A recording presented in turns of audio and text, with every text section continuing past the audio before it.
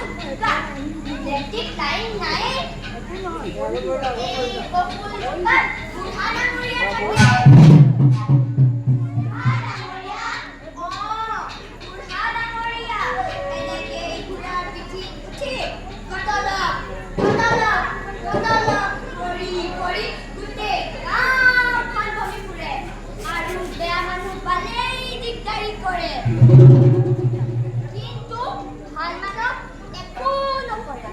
অৱশ্যে আগৰ দিনত বেয়া মানুহ নাছিল।